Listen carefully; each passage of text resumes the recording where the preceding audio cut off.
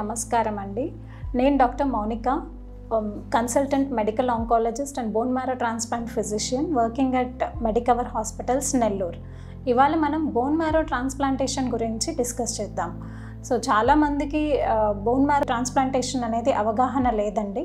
So దీంట్లో ఏం చేస్తారు, ఇది ఎవరికి ఇవ్వాలి, దీనివల్ల అడ్వాంటేజెస్ ఏంటి, డిసడ్వాంటేజెస్ ఏంటి, ఒకవేళ ఇది చేయగలిగితే మన నెల్లూరులో ఉందా ఇది లేదా అనేది మనం ఇవాళ మాట్లాడుకుందాం. సో ఫస్ట్ క్వశ్చన్ ఏంటంటే, what is bone marrow transplantation?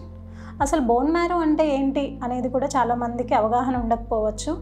బోన్లో ఒక గుజ్జులాగా ఉంటుంది, దాన్ని బోన్ మ్యారో అంటారు. బోన్ మ్యారోలో 2 టైప్స్ ఉంటాయి. రెడ్ మ్యారో ఉంటుంది, ఎల్లో మ్యారో ఉంటుంది. రెడ్ మ్యారో నుంచి మనకి మేజర్గా బ్లడ్ ప్రొడ్యూస్ అయ్యేదంతా రెడ్ మ్యారో నుంచి. అంటే మీకు తెలుసుంటుంది ఆర్బీసీస్ అని, డబ్ల్యూబీసీస్, ప్లేట్లెట్స్, ఇవన్నీ కూడా మనకి బోన్ మ్యారో నుంచి వస్తాయి. సో బోన్ మ్యారోలో స్టెమ్ సెల్స్ ఉంటాయి, CD34 స్టెమ్ సెల్స్.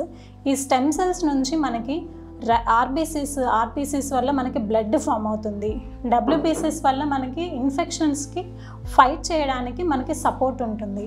అండ్ ఈ ప్లేట్లెట్స్ వల్ల ఏంటంటే బ్లీడింగ్ స్టాప్ చేయడానికి ఉంటుంది. సో ఇవన్నీ కూడా మనకి బోన్ మ్యారో వల్లే వస్తుంది.